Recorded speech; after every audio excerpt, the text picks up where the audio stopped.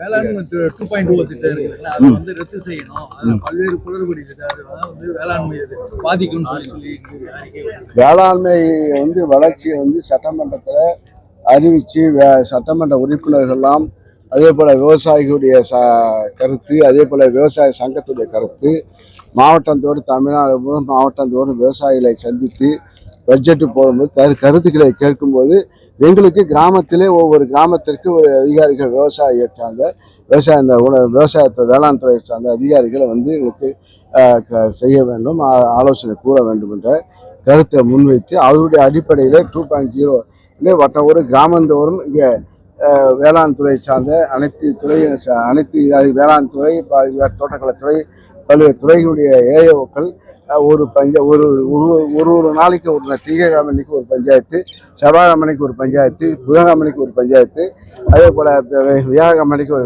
ஒரு பஞ்சாயத்து அங்குள்ள விவசாயிகளுக்கு சந்தித்து அவர்களுடைய குறைகள், அதே போல் என்னென்ன விவசாயம் பாதிக்கப்பட்டிருக்கு, என்ன பாதிக்கப்பட்ட கருத்துக்களை வழங்கி வெள்ளிக்கிழமைக்கு அலுவலகத்திலே அவர்கள்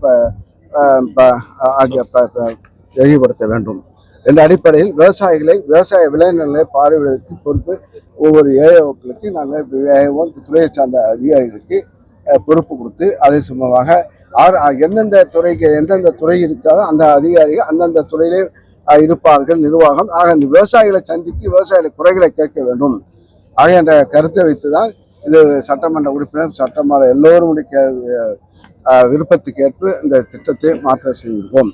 எந்த அலுவலகத்திற்கு எந்தவித பிரச்சனையும் அவர்கள் இருக்காது. 2.0 அந்த வேலை பணியாற்றுகிற அதிகாரிகளுக்கு பணியாளருக்கு எந்தவித பணி பாதிப்பு இல்லை. விவசாயிகளை சந்திக்கணும், விவசாயிகளை சந்தித்து அவர்களே பார்க்க வேண்டும் என்ற பொறுப்பு உணர்ச்சி கொடுக்கப்பட்டிருக்கிறது. அதனால் அன்புமணிக்கு வந்து விவசாயம் அவர் செஞ்ச பழக்கம் கிடையாது. இவ்வளவு எந்த திட்டத்தையும் அவர் அறிவித்து எதிர்ப்பாக தெரிவித்து இந்த அரசுக்கு எதிர்ப்பாக தெரிவித்து எடப்பாடியுடைய பிஜேபியுடைய என்ன ஏஜென்ட் என்ன சொல்லுவாங்க இல்லை பி டீமாக பணியாற்றுகிறார். ஆக முன்ன சொன்னாங்க இடஒதுக்கீடு வேணும்னு சொன்னாங்க, அது கொடுத்தது கலைஞர் தான் கொடுத்தா. இடஒதுக்கீடு கொடுத்தது வன்னியர்களுக்கு இடஒதுக்கீடு கொடுத்து 20% இடஒதுக்கீடு கொடுத்தார்கள்.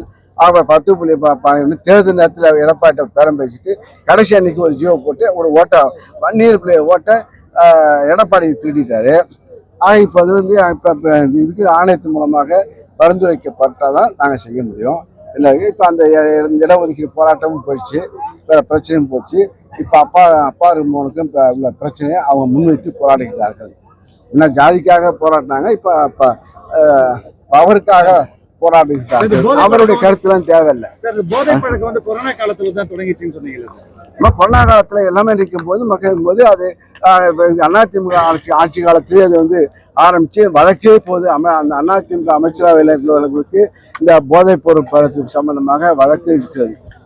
அது நீதிமன்ற நடவடிக்கை இருக்கு. அவர்கள் செய்ததை இப்போ வளர்ந்ததை நாங்கள் தடுத்துக்கிட்டு இருக்கோம். அப்போ நடவடிக்கை அதிமுக ஆட்சியில் இது போன்ற நடவடிக்கைகள் காவல் நடவடிக்கை எடுக்கவில்லை. அதனால் அவர்கள் திறந்து விட்டதை பழக்கத்துக்கு கொண்டு சென்றதை நாங்கள் இப்போது மாற்றத்தினால அவர்களை விளையாட்டு இளைஞரெல்லாம் கெடக்கூடாது. விளையாட்டுத்துறையிலே அந்த அமைச்சர் துணை முதலமைச்சர் பொறுப்பேற்று கிராமந்தோறும் விளையாட்டை ஊக்குவிக்கிறார்கள். கிராம கலாச்சார சீர்வை ஏற்படுத்துகிறார்கள். ஆனால் இங்கே கலாச்சாரமும் தமிழனுடைய கலாச்சாரத்தையும் தமிழுடைய உணர்வையும் வீர விளையாட்டையும் இன்றைய உதயநிதி அவர்கள் துணை முதலமைச்சராக பொறுப்பேற்று துணை அமைச்சராக பொறுப்பேற்று கிராமத்துடன் நல்வழிப்படுத்துகின்ற இளைஞர்களை நல்வழிப்படுத்துகின்ற வகையில் இந்த ஆட்சி திமுக இருக்கிறது.